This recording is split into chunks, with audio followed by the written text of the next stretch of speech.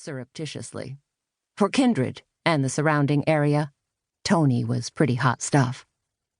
"I'll grab another package from the cooler," Suzanne told her, moving quickly, pushing her way into the kitchen. It was 9 in the morning, and the mercury had already hit 80, the heat gathering momentum, building into a steamy Midwestern August day. Toni, as waitress supreme, was handling the morning rush with aplomb, if you could call 8 men perched at an 8-counter stool a morning rush. Petra was short-order cook, rattling pots and pans, making magic at the grill, slipping in a few strips of turkey bacon here and there, doing her small part to help keep their patrons from suffering cardiac infarctions before they hit 50. Suzanne, as 1 part inventory manager, 1 part marketing guru, and 1 part major domo, ran herd on the rest of the place. The rest of the place, the Cackleberry Club in toto, was a homey, crazy quilt warren of rooms that almost defied description. There was the cafe, of course, the counter, and a half-dozen battered tables that turned into a tea shop in the afternoon. The whitewashed walls were decorated with antique plates, grapevine wreaths, old tin signs, and turn-of-the-century photos.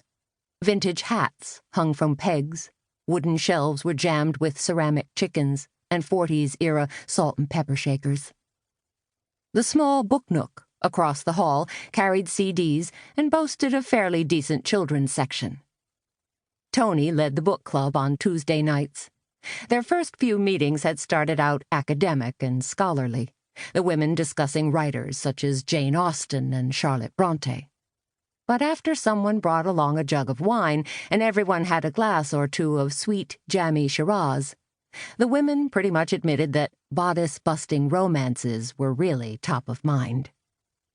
Next door was the knitting nest, a cozy corner filled with overstuffed chairs and stocked with a veritable rainbow of yarns and fibers. Petra taught hooked-on-wool classes Thursday nights. This was a slightly more crunchy granola crowd, distinguished by their nubby sweaters and Swedish clogs. The adjoining bake shop sold fresh-baked breads, potato rolls, corn muffins, and apple and strawberry pies. Locally grown produce was also carried in season, inventory being what folks trucked in that morning. Today, the shelves held blueberries, plums, tomatoes, green beans, and honeydew melons, as well as rhubarb jams and native grape jellies, made by Petra, in the same double boiler her grandma had once used. The small, second-hand display cooler offered wheels of organic blue and cheddar cheese, produced by Mike Mullen, their neighbor down the road, who owned a herd of long-lashed, doe-eyed Guernseys. And there were fresh eggs, brown, white, and the speckled variety from local poultry producers.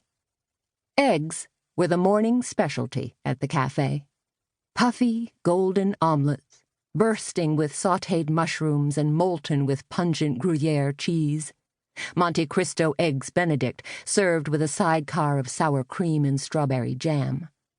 Slumbering volcanoes, a concoction of baked eggs, pepper jack cheese, and roasted garlic atop grilled artichoke hearts. Toad in the hole, with pork sausages surrounded by a flaky golden crust of baked eggs. Plus Scotch eggs, eggs on a cloud, and huevos rancheros.